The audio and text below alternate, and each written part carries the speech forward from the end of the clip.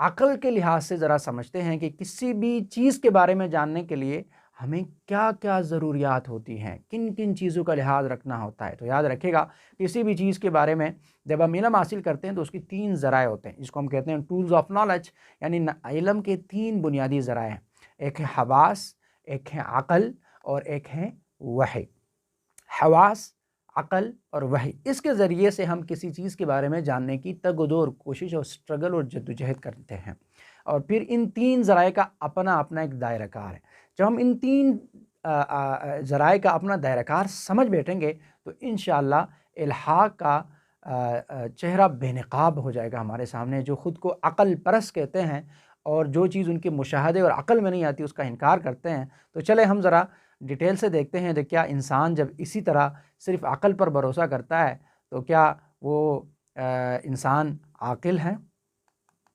سب سے پہلے حواس کو دیکھ لیتے ہیں۔ سب سے پہلے حواس کا دائرہ کار ہوتا ہے، اس کے بعد عقل کا، اور اس کے بعد سب سے ٹاپ پر وحی کا دائرہ کار آتا ہے۔ حواس کا ایک خاص دائرہ کار ہے جس سے آگے یہ ادراک نہیں کر سکتی، محدود ہے۔ وہی چونکہ سب سے بالا، اعلیٰ اور اشرف ذریعہ علم ہے، اس لیے عین ممکن ہے کہ وحی کی بہت ساری تعلیمات عقل شریف کی سمجھ میں نہ آئے۔ حواس اور عقل کا معاملہ تو بالکل واضح ہے، ہم روزمرہ کے مشاہدات میں بہت ساری چیزیں حواس کے ذریعے معلوم کرتے ہیں، مثلاً کسی چیز کا رنگ، ذائقہ، کسی چیز کی خوشبو وغیرہ ہم حواس کے ذریعے معلوم کرتے ہیں۔ عقل اس کے لیے کافی نہیں ہے، چنانچہ اگر کسی انسان کے چکھنے یا سونکھنے کی حس باقی نہ رہے تو محض عقل سے کسی چیز کا ذائقہ اور خوشبو محسوس نہیں کیا جا سکتا۔ اب ذرا عقل کو دیکھیں۔ عقل ایک خاص دائرہ کار جس سے آگے یہ ادراک نہیں کر سکتی، یہ بھی محدود ہے، ہم عقل کو محدود مانتے ہیں، اس کا ایک خاص دائرہ کار ہے جس دائرہ کار کے اندر یہ ورک کرتی ہیں اور اس سے آگے اس کو ادراک نہیں ہے۔ مثال کے طور پر ہمارے سامنے کوئی ایک انسان ہے، اس کی شکل، رنگت اور قدر و قامت وغیرہ تو ہم حواس کے ذریعے معلوم کر سکتے ہیں، تاہم یہ انسان کیسے وجود میں آیا، اس انسان کی تخلیق کیسے ہوئی، اور اس قسم کے بے شمار سوالات ہمیں حواس سے معلوم نہیں ہو سکتے، بلکہ اس کے لیے ہمیں عقل سے کام لینا پڑے گا۔ عقل ہماری رہنمائی کرے گی کہ یہ انسان کسی وجہ سے وجود میں آیا ہے، اس کے ماں باپ ہوں گے اور یہ والدین کے عملی تولید سے وجود میں آیا ہوگا۔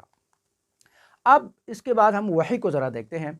اس سے آگے ایک ایسی حد آ جاتی ہے جہاں عقل بھی ہماری رہنمائی نہیں کر پاتی، عقل بھی عاجز آ جاتی ہے۔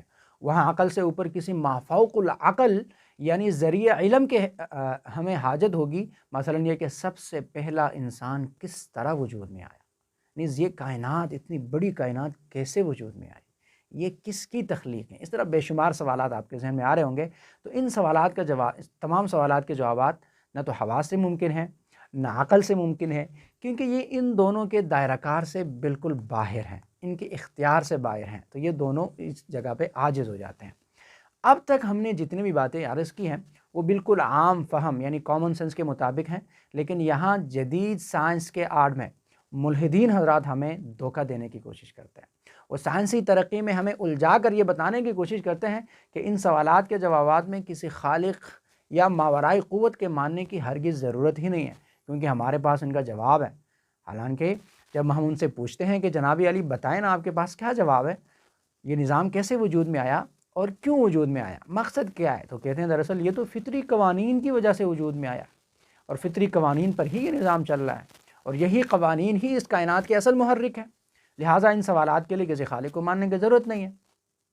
تو جب ان سے سوال کیا جاتا ہے کہ جناب علی قانونی فطرت کیا ہے، جس کو آپ لوگ نیچر کہتے ہیں، جس کو سائنسی زبان میں نیچر کہا جاتا ہے، تو واٹ از نیچر، نیچر ہے کیا، یہ کس بلا کا نام ہے؟ تو آج تک کسی سائنسدان نے نیچر کی تعریف نہیں کی۔ جس طرح ہم اللہ کو مانتے ہیں، اللہ پر اعتماد اور یقین رکھتے ہیں، اسی طرح سائنس نے اپنا ایک خدا بنایا ہوا ہے، ملحدین نے اپنا ایک خدا بنایا ہوا ہے۔ وہ خدا اس کا کیا ہے؟ قوانینی فطرت یعنی نیچر ان کا خدا ہے، نہ وہ دیکھتے ہیں، نہ اس کو دیکھ سکتے ہیں، اور نہ اس کی تعریف کر سکتے ہیں کہ یہ نیچر ہے کیا، یہ ان کو نظر ہی نہیں آتا۔ کہتے ہیں بس یہ فطری عوامل ہیں، فطری قانون ہیں، نیچر ہیں، نیچر کی وجہ سے یہ کام ہوا۔